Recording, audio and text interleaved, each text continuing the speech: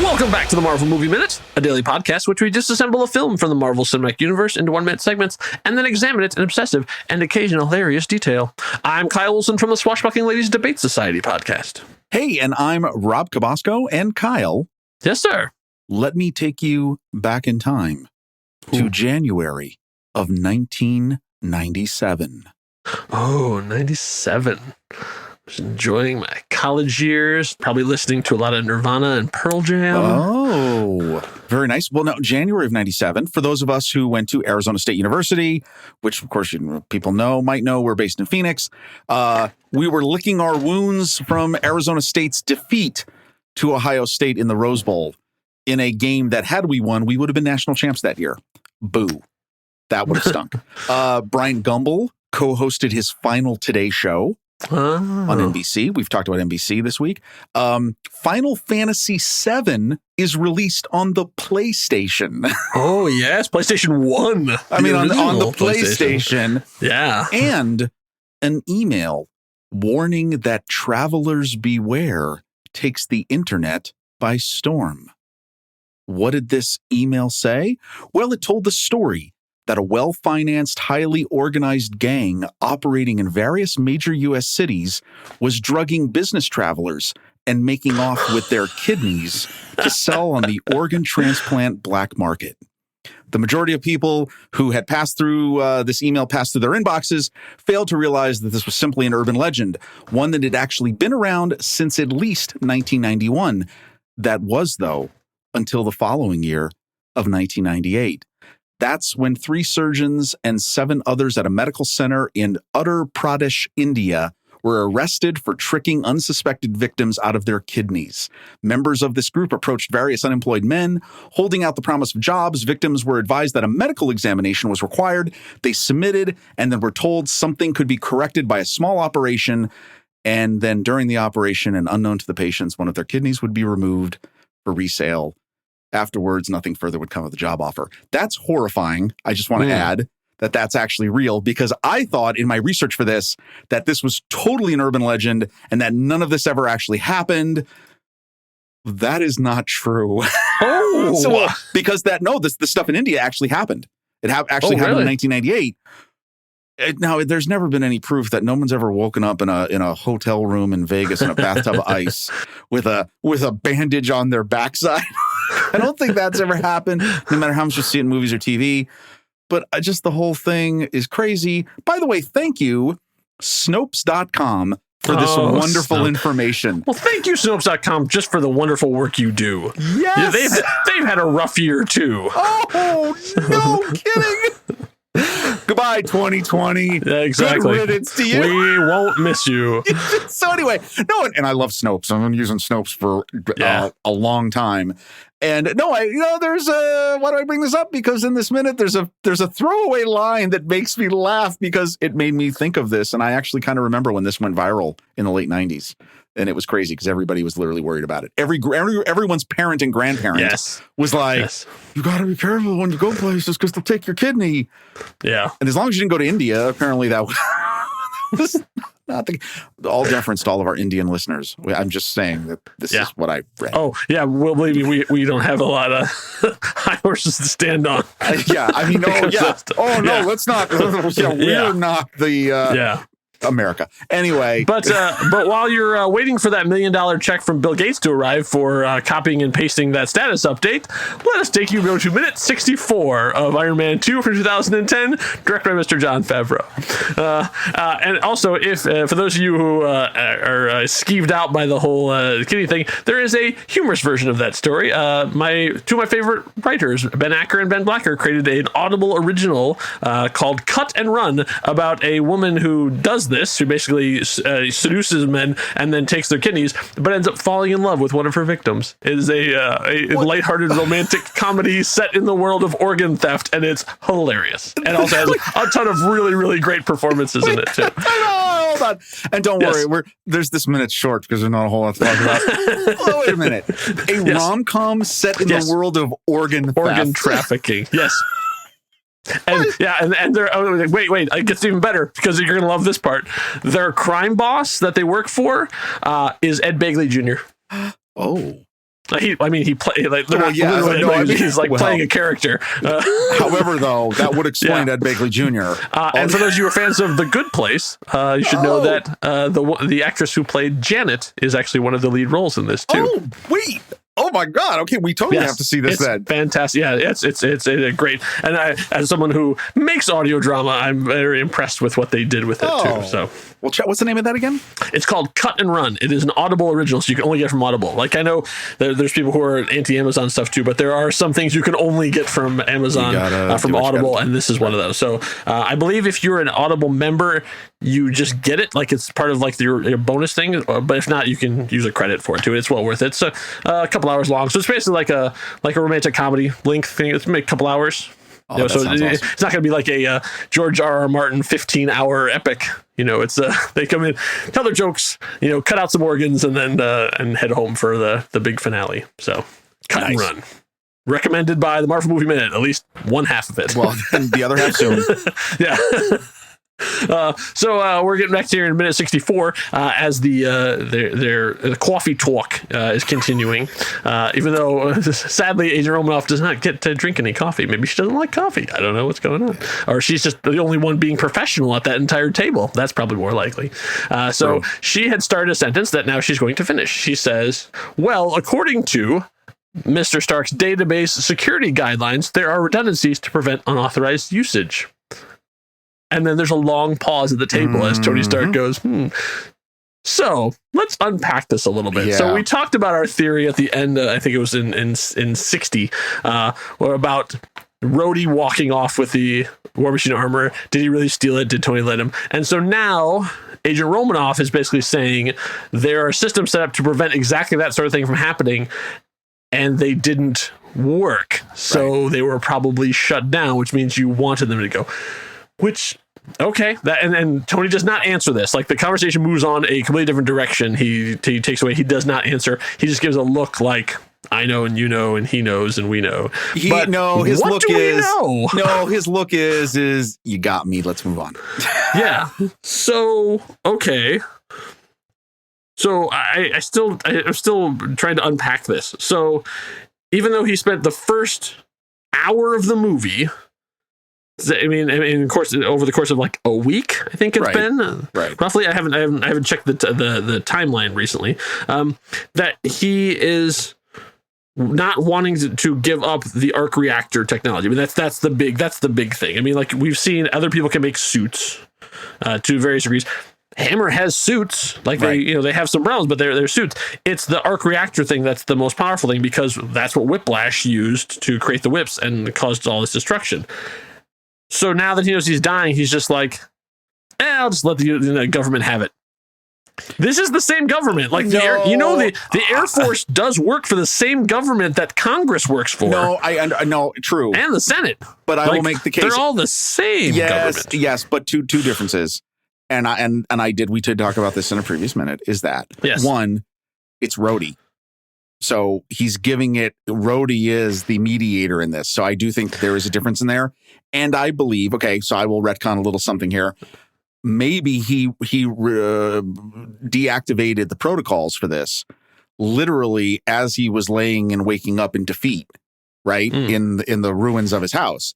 And here's why, because now he's a different person at that moment. Well, but I would think that the security measure would stop him before you get in the suit. And this still works.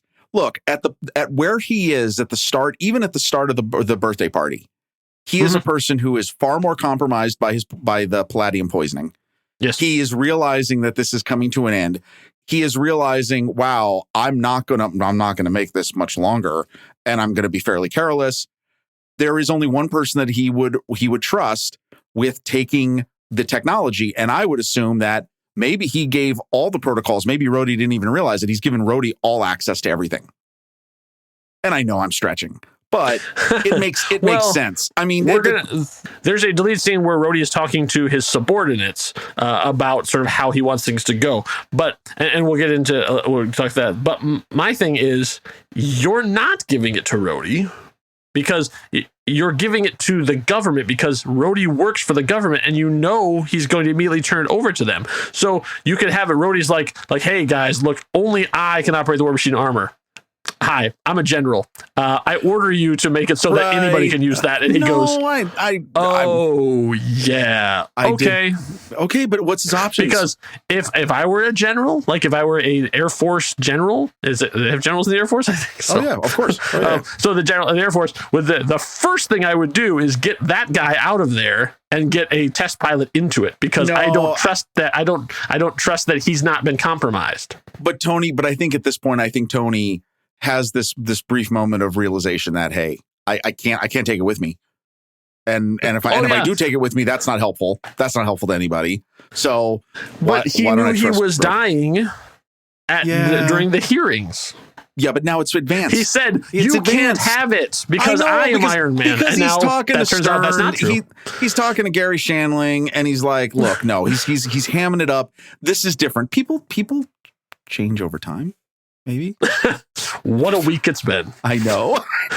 He's gone completely the opposite direction, because I don't get. So now with the information we've been given here at Min64, we're meant to believe that Tony had a change of heart, that he wanted to give the Iron Man suit or an Iron Man technology to the United States government through Rhodey, or give it to Rhodey, knowing it would go to the government. So he set it up that when he got drunk and out of control, Rhodey would show up and take the suit and then walk off with it. That was Tony's plan. Is I'm going to get blasted, get into a fight with them, and then he'll stomp off and take the arm with him. That was the plan. Score. Tony wins again. No, hold on. I think he was planning to probably have a conversation. He didn't realize things were going to get so out of control, and they did. That's why I do think, okay, I'm gonna retcon my own retcon. I believe that he gave, while he was sitting there being when did he make the decision? That's what I'm asking you. Like, I'm saying it's not in the movie. I'm saying in your version of it, then when did Tony Stark decide that he was going to give the Mark II, specifically the Mark II armor? Okay, after Black Widow walks out of the room when he's getting ready for the party. Right then. So you think next thing he said was, Jarvis, clear a path so that Rhodey can just walk in and take the Mark II armor. Yeah, I'm sticking to that. Yes. Okay, and then shut down for the night because I don't want to hear from you anymore. Well, because we're retconning the Jarvis part too. Because why not do it too? Maybe that makes sense. Look, it's not like as if this movie hasn't jumped the shark on improbable coincidences. And we've talked about this going all the way to Monte Carlo, right? Like, so his plan, I mean, like Whiplash's plan, right? Yeah. Yes, there are a couple I will just leave it at that. There are a couple of leaps in logic in the storyline. If you think about them too much, your head will hurt and you won't love this movie. And I don't want that. You should love this movie because it's okay. Okay. I think these are conversations that never happened in the writer's room. No, they never. No, because what I understand, the writer's room was mostly on set. They're like, now we're doing this. Yeah. And I mean, you can really see that. Though, I mean, look, here it is. To their credit, it is good that they acknowledge that in this scene. Yeah. Because they didn't even have to acknowledge this. And I think what they're acknowledging is, it is a little paper thin, in that the idea is you let him take it.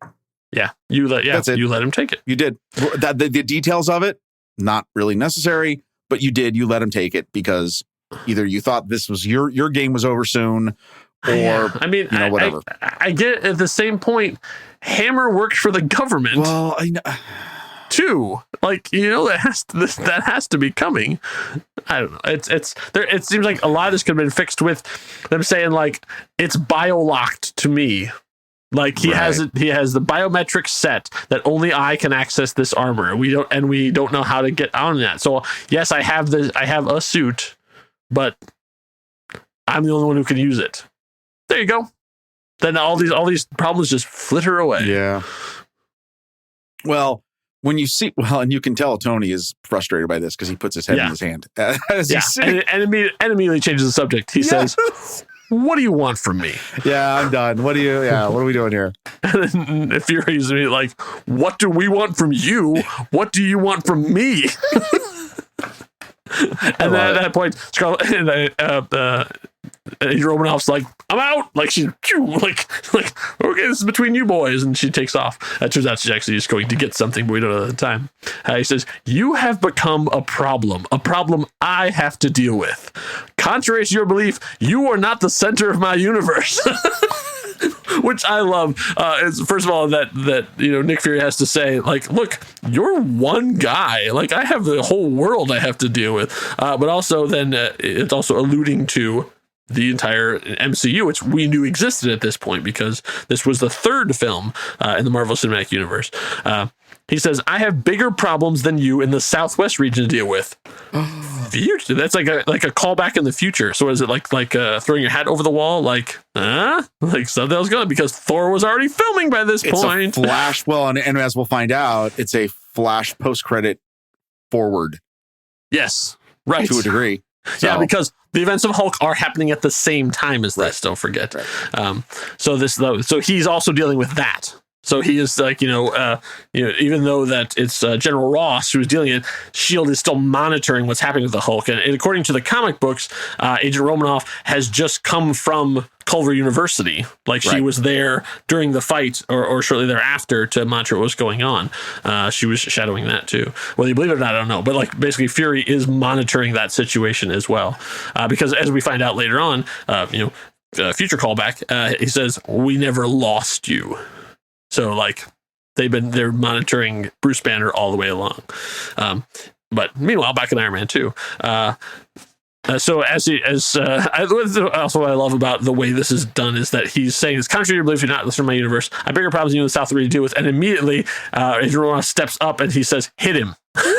Like right then, like it's not like there's not a pause or not a beat. It's just like he's like continuing the sentence and hit him, and then she injects him in Tony Stark in the neck with something like a tss. We hear the little thing there. So not a syringe, but probably a little air gun as we've talked about in there. No needles, Rob. No needles. No, there's no needles here. No, and I love the way this is shot because this is using two very, very quick hard cuts in that we see the shot behind Tony.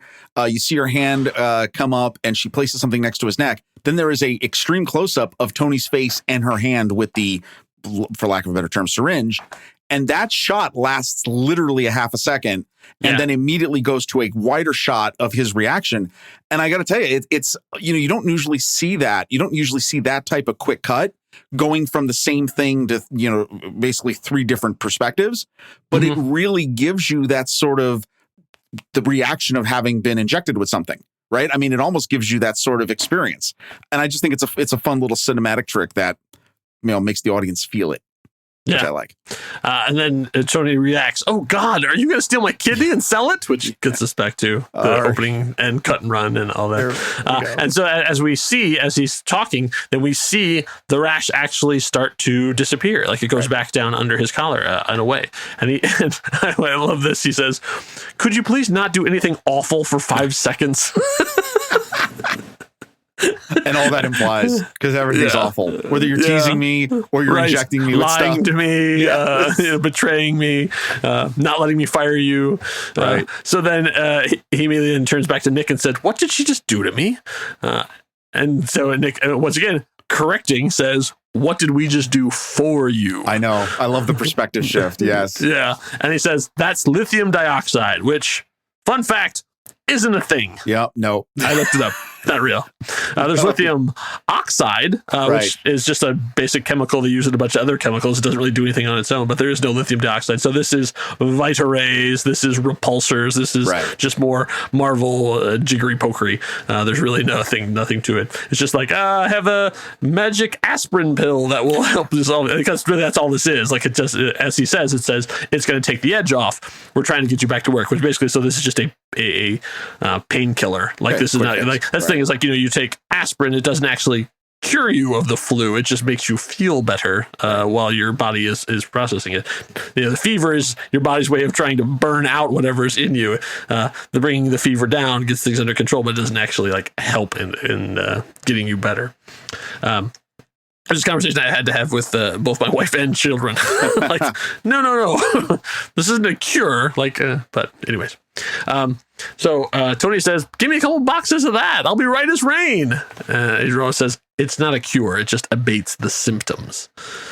It's like, okay. But interestingly, that they had figured out what was going on. So now two people, so Nick Fury and S.H.I.E.L.D., but Nick Fury and Ivan Vanko have both figured out that Tony has palladium poisoning. Yeah. But Tony, Ivan probably never really cared about the whole, right. Probably because he had his obviously not surgically implanted. Like his reactor was on a metal frame on his chest because he didn't want to have this happen. But Nick had enough people or super scientists or whatever that could figure out how to abate the symptoms of it, which is kind of impressive considering the fact that no one in the world has ever had this problem before. And Tony Stark, technically the smartest man in the world, or at least top 5, could not figure this out, but somehow the S.H.I.E.L.D. scientists did, at least something temporarily to make this happen. Well, and considering that, again, they're all busy because the other smartest scientist is right now running around Culver University. So. That's right. So then Fury says, it doesn't look like it's going to be an easy fix. Okay. And so then Tony has so this is what I'm talking about. This scene, that injection scene was, like you said, was very well put together. But there's a couple things in here that, like, not only is it weirdly put together, but like, it's weird the takes they chose. And I gotta say, this is the first time that we've watched in this hour plus that we've watched this thing. This is a bad take. Like, Robert Downey Jr.'s line delivery of this is pretty awful. Like, I mean, in terms of like what, and obviously they say there's always 3 movies. There's the movie you write, there's the movie you shoot, and there's the movie you edit. And so in the edit, this was the best take they could find. And it's a weird choice because it's such a weird reading of this line. He says, trust me, I know. I'm good at this stuff. I've been looking for a suitable replacement for palladium. I've tried every combination, every permutation of every known element. It's so not Tony Stark, and it's not Robert Downey Jr. It's just like I want to make sure I get this line right before we do it for real. Okay, and I agree with you, because I mean, it is definitely different, but I wonder how much of that directorially is, hey, this is what he's like because he just got the injection. Yeah. Or true. It's him saying, okay, or is this, okay, now I'm just completely putting my guard down because you guys actually are trying to help me out. And so, you know what? No more pretenses, no more BS. Okay, I'm just going to talk straight. And maybe that's what that character is. I will say it is definitely, it's different because it is. I mean, it's, we talked about the confidence of these characters, earlier on in the few minutes ago. I don't know. Maybe it could be that, but it definitely does seem like there's, this whole sequence inside this scene is a little weird in terms of the takes, which we've talked about. Yeah. Yeah, it's a little clunky. And also just a weird choice of words and stuff, too. I don't know. So then Fury responds, well, I'm here to tell you, you haven't tried them all. Which isn't true, because he has tried them all. Yes. So you're just wrong. Like, well, and that's like the dun dun dun line, because that's where the minute ends. That's where the scene ends. Yeah, that's it. I mean, yeah. Also, no, he has tried them all, because he's like, he's done every combination. Tony literally says, I tried every combination, every permutation of every known element. So when Nick Fury says, you haven't tried them all, yeah, he has. What we're going to find out is there's an unknown element that will do this thing. But that gets into a lot bigger question that we're going to have to deal with later on. Oh, yeah, we're going to deal with that later, right? What does Nick Fury know, and how much does he know, and all that stuff. So we're going to get into that later on because, dear God, is there a huge exposition dump coming? And, man, I am not looking forward to talking about those minutes because... there's some good stuff in there. Yeah, because have you noticed that the movie's slowing down? Well, because it's going to be really slow for the next couple minutes. We're going to do our best to keep tap dancing on the razor's edge, but we are into some Act 2 slumps right now. Because the first act was nonstop excitement and craziness. Did you say nonstop? Okay, well, I don't mean like many stop action. I would say it was a many stop action. It was wall to wall. Some things happening. There were Boyds. I missed the Boyd. I missed the Boyd. Well, then we're going to be happy. Say, if you too have been missing the bird, then boys, minute 65 is for you. It's almost like designed for the people who are like sitting in the theater like, yeah, I don't really care about Palladium. I want to know what happened to the cockatoo. Yeah. Well, minute 65 is all about it. You do not want to miss it. But in the meantime, while you're waiting for that intense Boyd action, you can talk about how much you've missed seeing our well-trained performer Elvis by going to Discord. Discord is we have our own Discord server. You can get to it by going to thenextreel.com. Scroll down to the bottom, find the big blue button that says Discord, click it, and you'll be added to our active Discord community. We have our very own channel, the Marvel Movie Minute channel. Now has been transformed. It has been de-gamma-ized, de-hulkified. It is now all full of stark goodness. It is very stark at the moment because there's not enough of you on there talking. So we need to get their discussions going because over at the reviews channel and like the TV channel, those people are talking all the time. But the Marvel Movie Minute thing is very, very quiet. We can't carry this all on our own. We need people to have discussions with because we talk to each other all the time. I just want to say, though. But we don't get to talk to you enough. Yes, you, the one whose ear holes I'm shooting into right now. Whoa, there's a lot to unpack there. First of all, like a repulsor blast to the brain, I'm shooting right into your eardrums. We're not trying to forcibly insert anything into any orifice for any of our listeners. Let's just make that very clear. So, you shoot into the ear hole. Discord is consent. Yeah. Oh my. Okay, I've so many things to say. I have so many questions now. All I just want to say is that maybe at the time, because right now we're in pre-production, or we're in production, not pre-production. Let me just say what I'm trying to say. Maybe by the time you're listening to this, Discord will be a flurry of activity. Oh, dare we to dream? And I would as love exciting of discussion as the one that's happening here at the Not Randy's Donuts. Cuckoo. Join us on Discord. Yeah. Wow. In the meantime, we'll answer the question that's been plaguing everyone is, where is Boyd? Here in minute 65. You do not want to miss it. Enough said. Bye.